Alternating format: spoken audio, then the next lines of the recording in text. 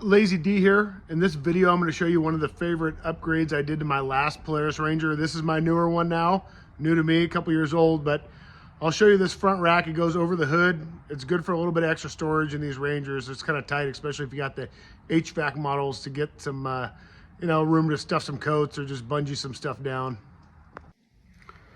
Here's how I got the parts. 2 boxes.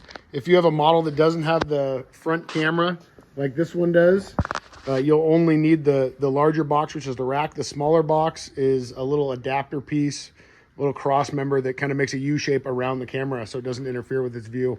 If you order these through Polaris's website, you can use their kind of vehicle finder tool for different makes and models. I think they make these racks for the 570s and the newest model Rangers and some of the old model Rangers, and they all mount similarly and function pretty much the same. These are all the tools you're going to need for this job. You don't need them exactly like this. You just need a 15 millimeter. You could probably even do it with a wrench, but a socket and ratchet, a 13 millimeter socket and ratchet, and a number 2 Phillips screwdriver. Here's all the parts unpackaged. Polaris does a great job of packaging up their parts. There's no marks or blemishes anywhere. This is the front rack piece that actually slides in and out. These brackets here will attach up to the top corners of it, and then they interface with the cross member pieces to attach it to the buggy. We got some latch hardware that actually will go in each of these and secure the front rack down into the cross members in these holes. Then we have a package of hardware. These are the back brackets that will help attach the cross member pieces to the bumper. And then this piece will secure the 2 cross braces kind of together in the front. So I'm going to go ahead and go through the install of this. Pretty simple. Also included is a sheet that tells you the instructions are online. I'm going to go ahead and put a link for that manual in the description of this video so it's easy to find.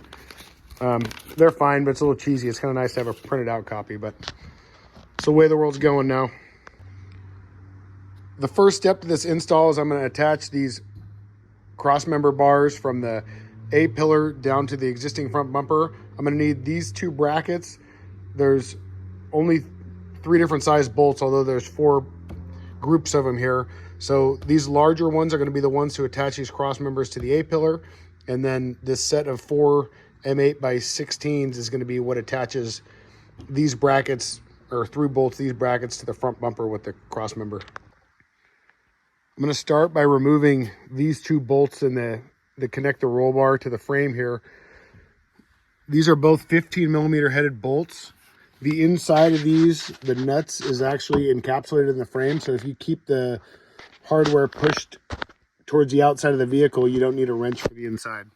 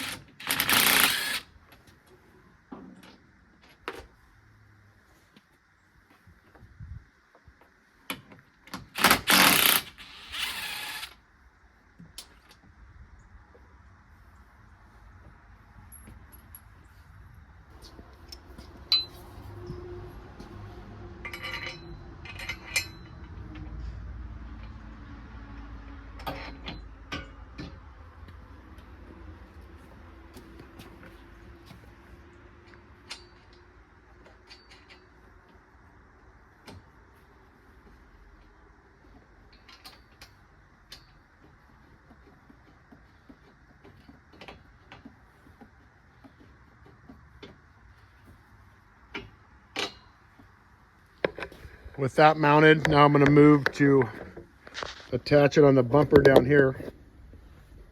So I have this backing bracket and these 2 13 millimeter M8 bolts. So I'm just going to hold this back here. I've left the hardware loose. I'm going to say through this whole process, you should leave everything loose until everything is in place and tighten it all at the end.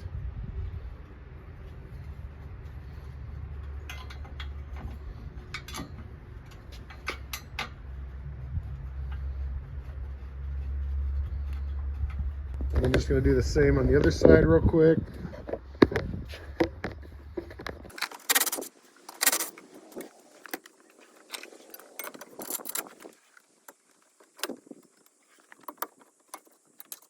So it's a little tight here. Sometimes this happens. What I can do is I can either loosen up my bumper a little bit to get a little bit more play, which is definitely preferred to trying to hog this hole out. So I'm gonna go ahead and loosen up the bumper. There's some 15 millimeters that hold it tight to the frame here. And also some more 15 through bolts down there. You can pop this panel out for a little bit better access.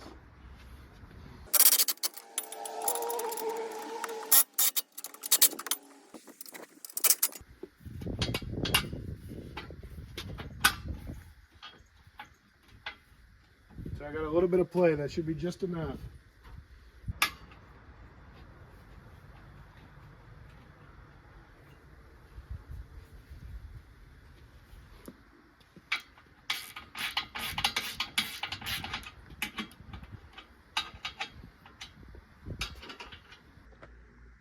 Next here, I'm going to assemble the hood rack. So I'm going to attach these brackets here using these longer M8 by 20 millimeter bolts.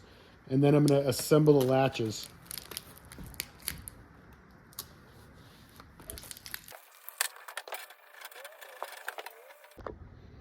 This is the hardware you're going to get in each latch hardware package. To assemble this, I'm going to show you here on the bench. So this stud goes up through the latch handle, and then you use this Phillips head screw to go through both. So a little nut on the other side.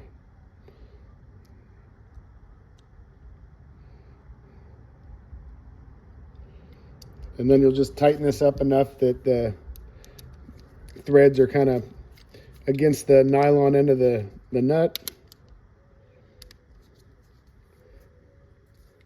You don't have to tighten this all the way down, just enough to cinch it in there so this can still turn. Once this is in here, the top part of the latch is complete when you put this hard plastic larger washer on here. I got my rack propped up here in my vise. I'm going to go ahead and put the top half of the latch through the hood rack, and then the first piece to go on is going to be this harder plastic spacer, and then this rubber component. This might be a little bit easier with the latch in the open position. And then this steel washer, and then this nut here. If this nut is a 13 millimeter head, I'm going to tighten it in place here. You should just have to go about even with the end of the bolt or the end of the stud here to have it about perfect.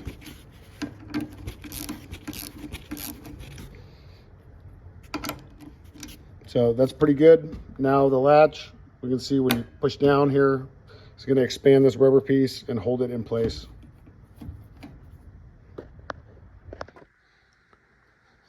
Now with this hood rack assembled and these cross members on, I'm going to go ahead and set this on here. All my hardware is loose. This is going to make it a little bit easier. You set the hooks in the very front hole of these brackets here. And then set this down until these holes line up and push them through on the crossbar brackets. With the hood rack on, I'm going to go ahead and put in this cross member piece here. Mine looks like a U because I have the front camera. I had to buy this separate. The normal rack kits come with this piece. It's just the two last bolts in your kit.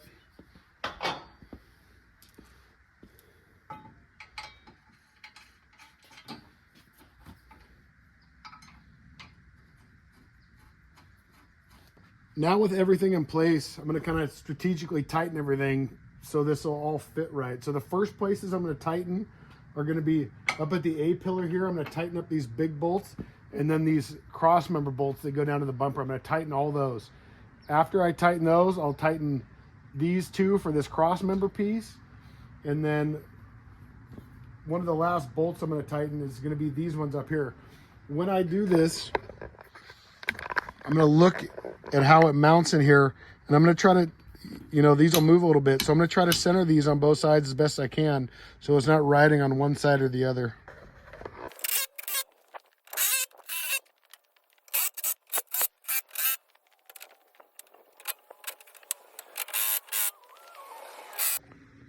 So So the rack's all on and tightened up. I think it looks great on here. You may have to play with these a little bit to get them just right. I was kind of tapping on this to make sure it wasn't vibrating too much and moving this around until I could get it in a position where, you know, it's going to be quiet when I'm operating this. This is very secure on here when I pull up on this. If you need to make these latches tighter, all you got to do is open them up and tighten these nuts a little bit until you get them where you want them. I will say I leave my latches facing in line with the bumper here, and it seems to be pretty much out of the way with everything.